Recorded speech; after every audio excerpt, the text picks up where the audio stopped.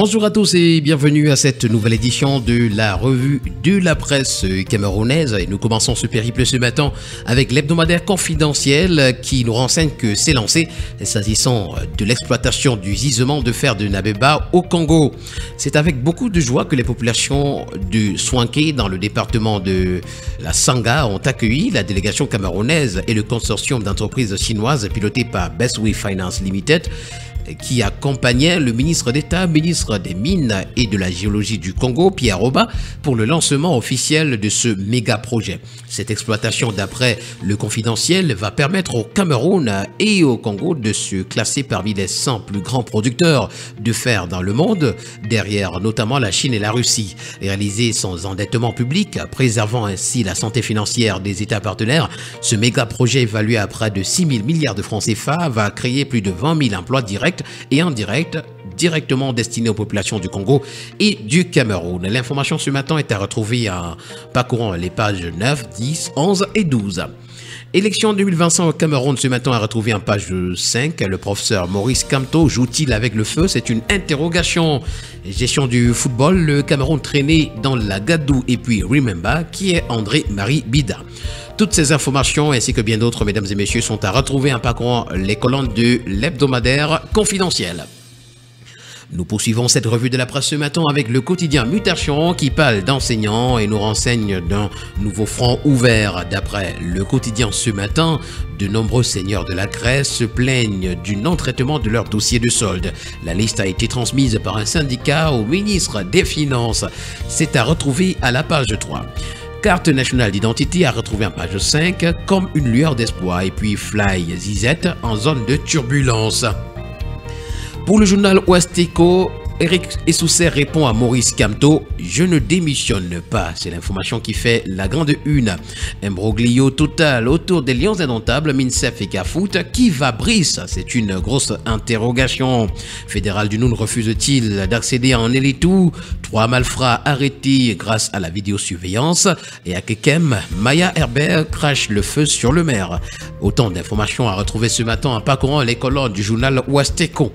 Pour le quotidien vert émergence, il est question de parler de santé ce matin. Comment garantir les services de qualité? Une interrogation qui est à retrouver en parcourant la page 3. Dans le Logon et Chari, c'est au moins 42 personnes enlevées depuis janvier.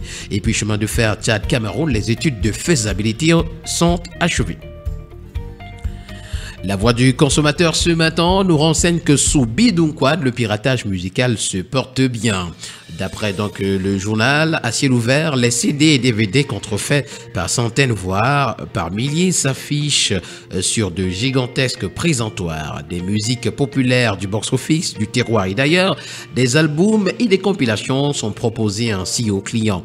Malgré le caractère illégal de l'activité, les vendeurs ne se cachent plus pour exposer leurs marchandises dans l'indifférence totale des autorités, au grand désarroi des musiciens. Par ailleurs, malgré les progrès des offres légales, notamment du streaming audio et vidéo, 80% des internautes au Cameroun écoutent de la musique en ligne de manière illégale. La pratique en vogue du stream rimping inquiète particulièrement l'industrie de la musique. Gabéji, ce matin a retrouvé 100 millions de francs CFA pour le véhicule du MINSEC, c'est une interrogation. Et puis TikTok, instrument d'évangélisation du prophète Orok Bétan. Nous poursuivons cette revue de la presse ce matin avec Conjoncture économique qui s'intéresse à l'affaire port autonome de Douala contre le cabinet Atout. Ce qu'il faut comprendre, c'est à retrouver ce matin en parcourant les colonnes du journal. Pour le journal Innovation, on parle du Mayou Bagno, Bankim, où la députée Memouna Mahamat est morte. Atteinte de malaise à Bankim, la députée a été conduite d'urgence dans un hôpital à Bafoussam où elle a rendu l'âme. Le Mayou Bagno perd un soutien de poids à la veille des élections, nous renseigne donc le journal Innovation. Pour le journal à caractère satirique Le Popoli, ce matin, on parle de la pêche au Sirius au port autonome de Douala. Fait qu'à foot également, on est encore loin de la paix des braves. L'hebdomadaire Expression économique également kiosque ce matin, s'agissant du transfert des fonds et des valeurs, nous fait savoir que la CEDEC rappelle les banques à l'ordre. Au cours d'une concertation organisée, c'était le 13 mai à Yaoundé, le DG de la Caisse des dépôts et consignations, Richard Evina Obam, a martelé aux établissements bancaires qu'il faut impérativement respecter la date butoir du 31 mai 2024. Pour le quotidien à Capitaux Public Cameroun Tribune ce matin, on s'intéresse à la 52e édition de la fête nationale. Le vivre ensemble magnifié, voilà le titre que nous présente le journal. Le lancement officiel des manifestations civiles a eu lieu hier dans la localité de Fongotongo, région de l'Ouest, en présence du ministre de la Jeunesse et de l'Éducation civique Mounouna Fotsou. Objectif, promouvoir la cohésion sociale et l'unité nationale. L'information complète à retrouver des pages 6 à 8. À la grande une du quotidien L'Info à chaud, pour décrisper l'atmosphère politique au Cameroun selon David Eboutou, l'élargissement des détenus politiques du MRC est urgent. Voilà une information à retrouver en page 3. Construction de la route Kumba et Kondo Titi, le MINTP sollicite le BIR. Zambie, le président de la Fédération de football et son secrétaire général sont aux arrêts. Autant d'informations à retrouver ce matin en parcourant les colonnes du quotidien L'Info à chaud. On parle également ce jour de la 52e édition de la Fête nationale de l'unité avec le quotidien d'information républicaine Le Drapeau, entre préparatifs festifs et défis sécuritaires. Voilà donc le titre que nous présente le journal. Pour le tri-hebdomadaire Le Témoin, les CNI seront désormais produites en 2 jours. Un coup de maître du vieux flic. Comité de normalisation des comptes publics également, examen favorable pour l'adoption des nouvelles normes. Le tri-hebdomadaire La Météo s'intéresse également à la carte nationale d'identité qui pourra désormais se produire en 48 heures. DGSN et INCM Augantique en partenariat.